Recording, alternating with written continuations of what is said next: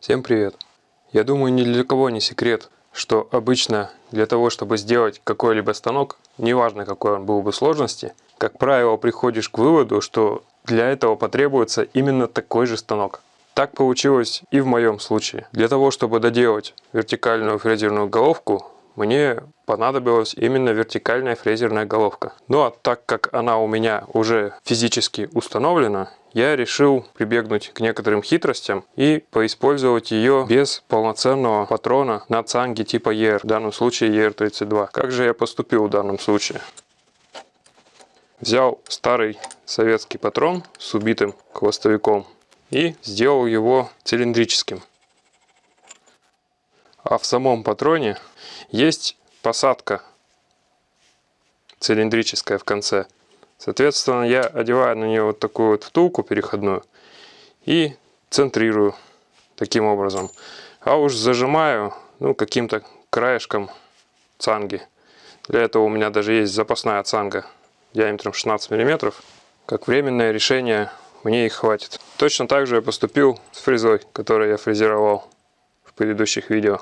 На нее тоже есть некий центрирующий переходник.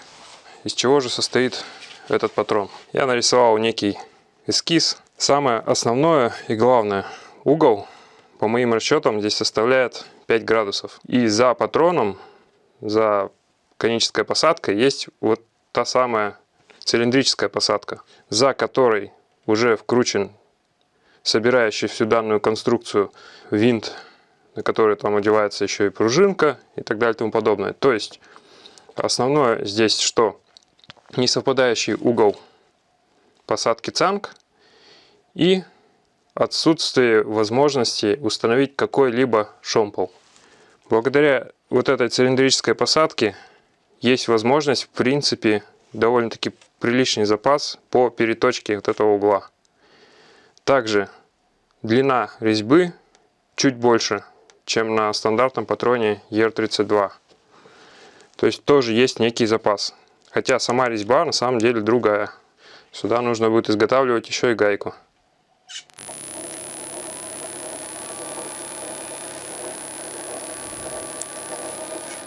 Биение 4 сотки. В общем-то не критично. Можно оставить и так. Но я-то знаю, что в кулачках как минимум несколько раз уже проворачивались детали. Соответственно, невооруженным глазом можно увидеть некоторые задиры, которые неизбежно оставят след на зажимаемой детали. Поэтому однозначно стоит поверху пройтись шлифовальным кругом. Установил свое шлифовальное приспособление. На сами кулачки нанес цветовую индикацию маркером. Стоит все-таки испробовать всем известную приспособу, которая у меня уже фактически успела заржаветь. Авторы обещали, что здесь есть отметка 0. Я ее так и не обнаружил. Поэтому взял за нулевую отметку вот такой вот прилив. И очень аккуратно наметил здесь 0. Ну а дальше, думаю, все понятно. Главное, что я заткнул отверстие шпинделя тряпкой, чтобы лишний абразив не летел мне хотя бы туда.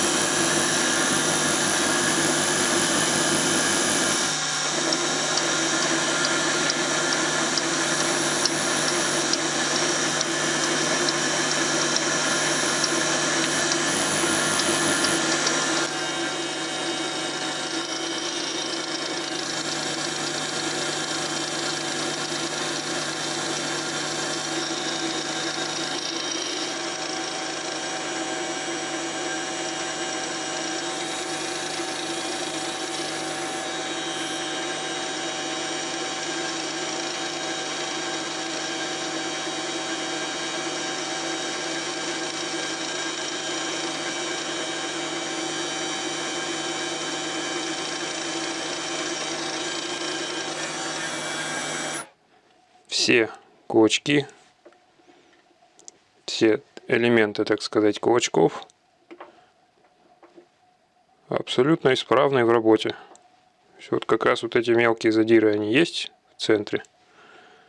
И я думаю, что я буквально еще раз совсем чуть-чуть пройду, и этого уже будет достаточно. Как можно заметить, кардинально после расточки ситуация не поменялась, как и ожидалось. В зависимости от зажатия можно добиться, конечно, и пары соток биения, так как фреза у меня тоже не идеальная. Но, в общем, проведена только очистка поверхности кулачков от задиров. Патрон у меня установлен самый обычный, поэтому ожидать от него сверхточности не следует.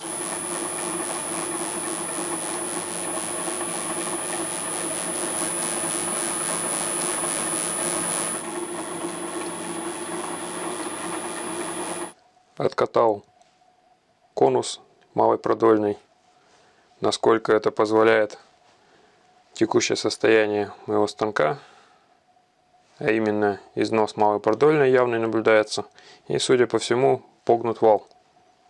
При кручении стрелка постоянно прыгает. Для минимизации проблем с этим, я думаю, что я попробую крутить шуруповертом за ручку. Для этого нашел две вот таких валяющихся детальки. Одну я уже чуть доработал. После обкатки конуса можно будет доточить. Это капролон. Все, что нужно, это сделать насадку на шуруповерт.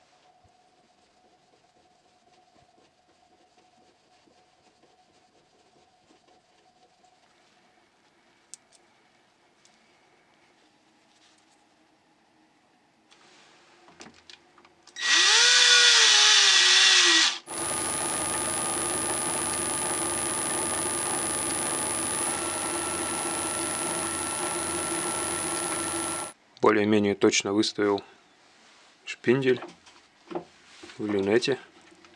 По крайней мере, данный индикатор большую точность уже не покажет. Почистил внутреннюю поверхность конуса 800-й наждачкой.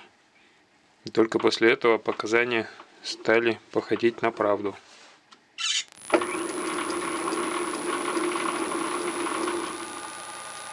Я практически не пользовался еще этим патроном. До меня им тоже вряд ли кто-то пользовался. Но даже после моего использования уже заметно, что есть маломальский износ. А вот внутренняя часть конуса меня неприятно удивила.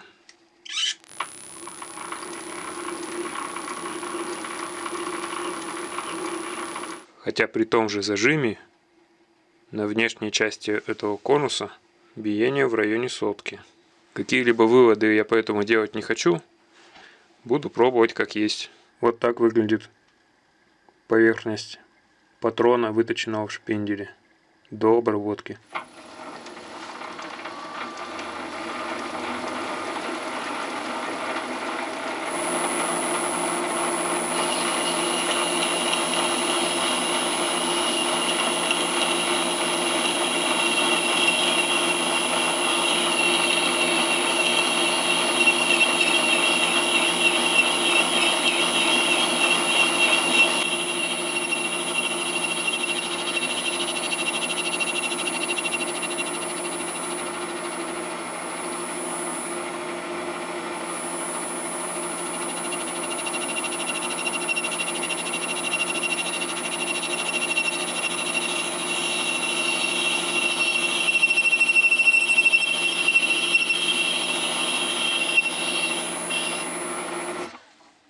Если даже шпиндель и термоулучшен, то незначительно. Итоговую плотность прилегания можно проверить вот таким нехитрым способом. Я уже несколько раз намечал маркером, в итоге выбрал самый жирный из них.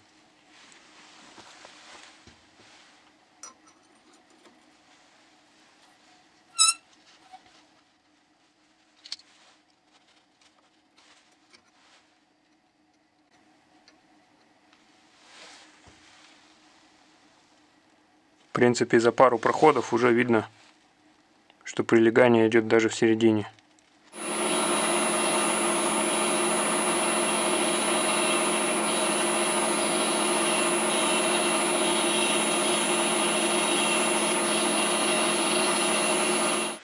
Каких-либо болтанок и неустойчивой посадки не замечено. Я думаю, можно переходить ко второму этапу. Это доводка поверхности, шлифовка.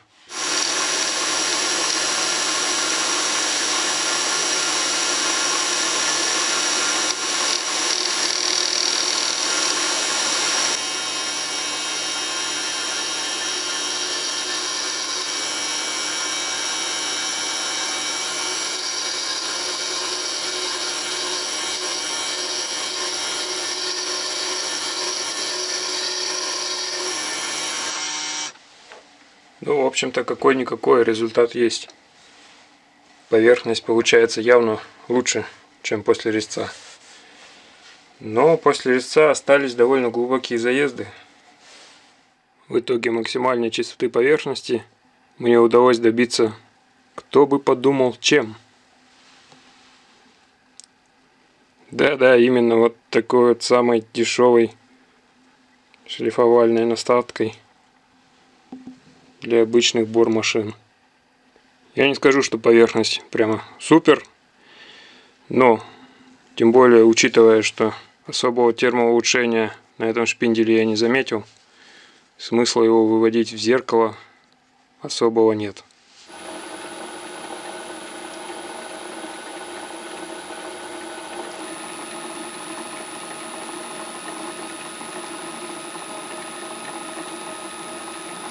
На этом и остановлюсь. Предстоит аккуратно разобраться с самой главной опасностью, а именно вот этим провалом цанги вовнутрь.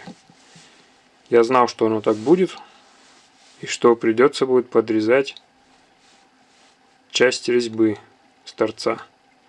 Резьбы здесь чуть больше, чем на стандартном цанговом патроне ER32. Если обратить внимание, то можно заметить вот здесь канавку для выхода инструмента. Дорезать резьбу дальше она, конечно, не мешает, но вот этот промежуток останется без резьбы. Это не есть хорошо. И сейчас по текущим замерам получилось, что вот здесь нужно срезать аж 7 мм, как бы все на грани.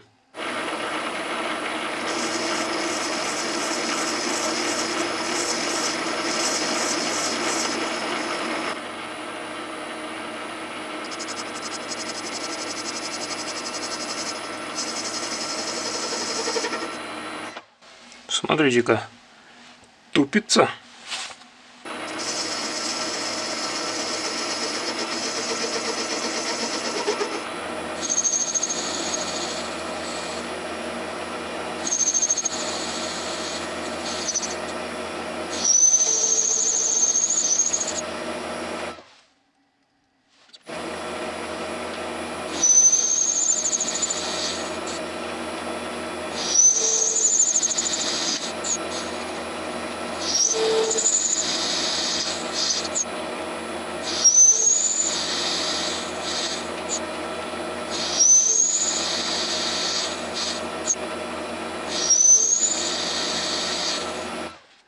Ну вот теперь видно, что деталь как-то поверхностно закалена. Но почему я не заметил этой закалки внутри конуса, внутри патрона? Это как бы загадка.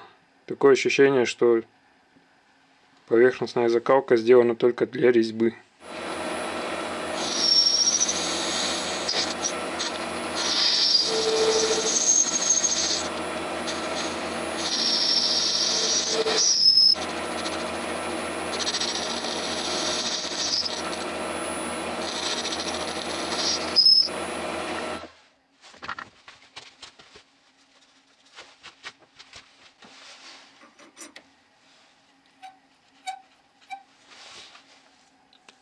Ну вот примерно такой результат у меня получился.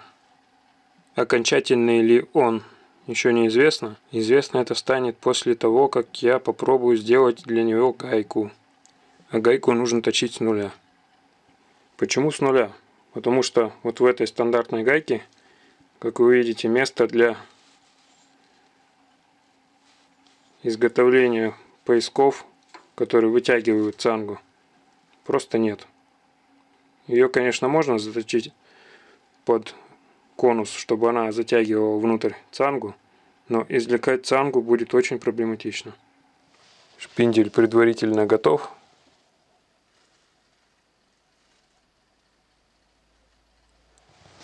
Длину пока убирать прямо в размер не стал. Попробую компенсировать чуть другими размерами гайки. Вот вся пиноль целиком. Зубья для шестеренки. Вот эта часть вращается. И сквозное отверстие для вот этого винта с пружиной. Это та самая возвратная пружина, я ее как-то показывал. И как можно увидеть, проходит этот винт насквозь и вкручивается в ответную часть, за которой уже закреплен приводной шкив. Касательно переточки пиноли у меня все. Уже готовлюсь ко второму этапу. Нужно будет отрезать вот эту штуку и заняться изготовлением гайки. А всем, кто смотрел это видео, спасибо за просмотр. До свидания.